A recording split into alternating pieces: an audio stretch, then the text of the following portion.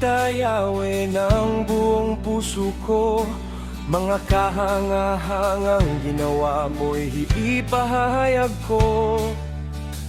Dahil sa iyo ako ay aawit na may kagalakan.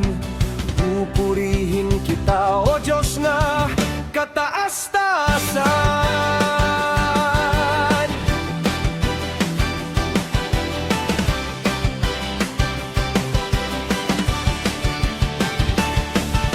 Makita ka lang ay umuurong na ang aking mga kaaway.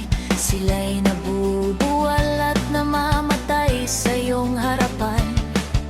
Patas at makatarungan ka sa iyong paghatol.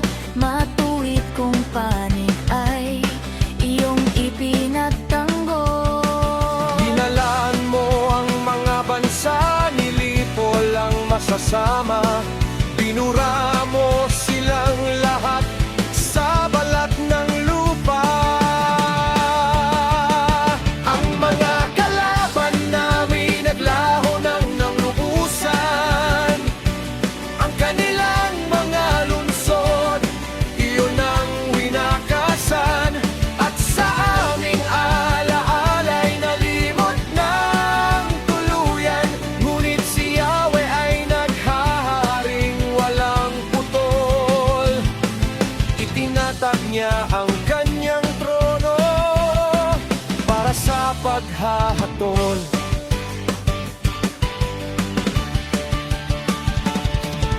Pinapamahalaan niya ang daigdig ayon sa katwiran. Hinahatulan niya ang mga bansa ayon sa katarungan. Si Yahweh ang takbuhan ng mga pinahihirapan. Matibay na kanlungan sa oras ng kaguluhan. Nananalig sa iyo, Yahweh, ang kumikilala sa iyong pangalan. Dahil wala pang lumapit sa iyo na iyong pinanggihan.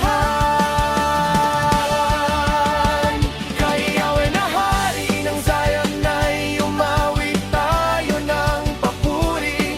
Sa lahat ng bansang ginawa niya'y ipagbunyi. Inaalala ng Diyos ang mga nahihirapan. Mga karaingan nila'y di niya nakakalimutan.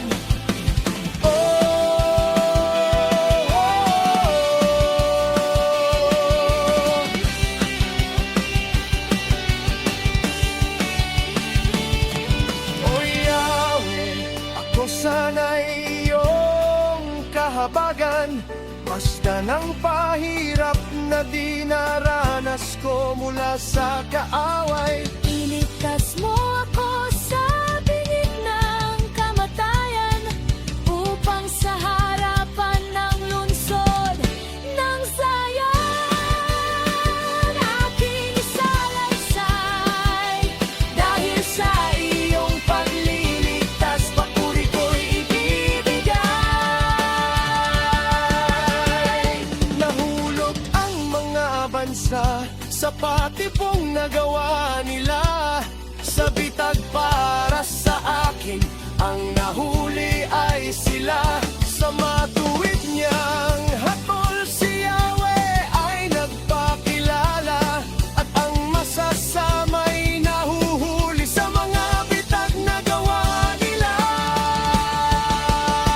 Sa daigdig ng mga patay, doon sila matatapos. Pati ang lahat ng masang nagtakwil sa Diyos. Hindi habang panahong pababayaan ang dukha, hindi na rin mawawala pag-asa ng maralita. Huwag mong tulutan, Yahweh, nalabanan ka ng mga tao. Tipunin mong lahat ang mga bansa at sila'y hatulan mo. Ako